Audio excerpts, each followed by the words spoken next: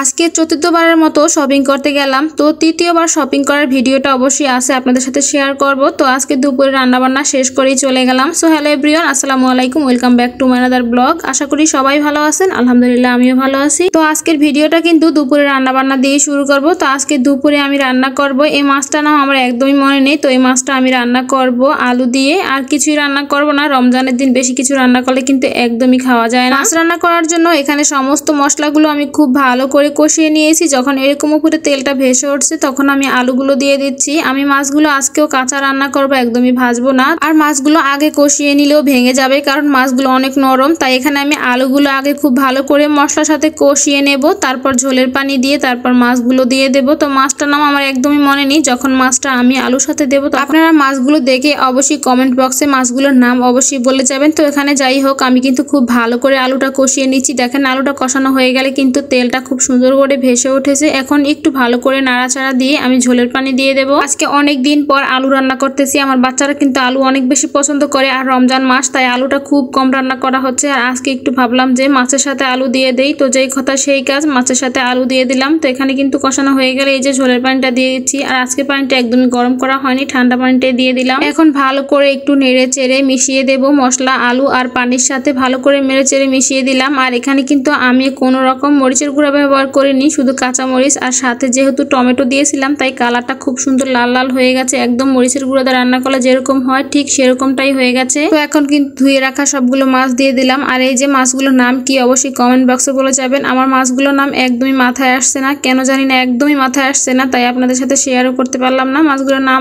অবশ্যই বলে যাবেন কমেন্ট বক্সে। তো মাছগুলো দিয়ে হালকা করে একটু নেড়ে চেড়ে দিলাম। এই মাছগুলো কিন্তু অনেক নরম, বেশি করে নেড়ে দিলে কিন্তু একদম ভেঙে যাবে। এখন দিয়ে দিলাম ধনিয়া পাতা। ধনিয়া পাতা না দিলে তো মাছ একদম রান্না অসম্পূর্ণ থেকে যায়। তো আজকে ধনিয়া পাতা দিয়ে দিলাম। কালকে পরশু 2 দিন একদমই ধনিয়া পাতা দেওয়া হয়নি, তো আজকে দিয়ে দিলাম। কারণ ধনিয়া পাতাটা আমি ডিপ ফ্রিজে রেখেছিলাম, একদম মাছের নিচে ছিল, তাই এখন দিয়ে দিলাম। আর কি দুপুরবেলা কিন্তু আমি মাছটা একটু রান্না করে রেখে চলে গেলাম। এখন সন্ধ্যার থেকে একটু গরম করলাম। তো ভাবলাম যে একটু ভিডিওটা এখান থেকে নেই, যেহেতু দুপুরবেলা অল্প একটু ভিডিও নিয়েছিলাম, ভিডিওটা একদম ছোট হয়ে গেছিল, তাই এখান থেকে একটু নিয়ে নিলাম। দুপুরে রান্না শেষ করে কিন্তু আমরা শপিং করার জন্য চলে গেলাম। মানে শপিং বললে ভুল হবে, আমার ছোট ভাই আর ভাইয়ের ছেলের ড্রেসগুলো ছোট হয়েছিল। ড্রেসগুলো কেনার পরে আমি ভোলাতে পাঠিয়ে দিয়েছিলাম, পরে একদম পরে দেখে যে একটু ছোট হয়েছে, তাই ভাবলাম যে চেঞ্জ করে নিয়ে আসি। তো এই জন্যই আজকে মূলত যাওয়া আমাদের ড্রেসগুলো চেঞ্জ করার জন্য। এমনিতে কেনাকাটা কিন্তু সবকিছুই শেষ হয়ে গেছে। তো কি কি কেনাকাটা করলাম ওই ভিডিওটা কিন্তু আপনাদের সাথে একদমই শেয়ার করিনি। আর এর ভিতরে কিন্তু আরো একদিন আমরা মার্কেটে গিয়েছিলাম, ওই ভিডিওটাও শেয়ার করিনি। অবশ্যই আস্তে আস্তে সবগুলো ভিডিও শেয়ার করবো, যেহেতু রমজান মাস একটু কষ্ট হয়ে যায় আমার জন্য ভিডিওগুলো এডিট করতে। তো আজকের মতো ভিডিওটা এখানে শেষ করলাম। আল্লাহ হাফেজ।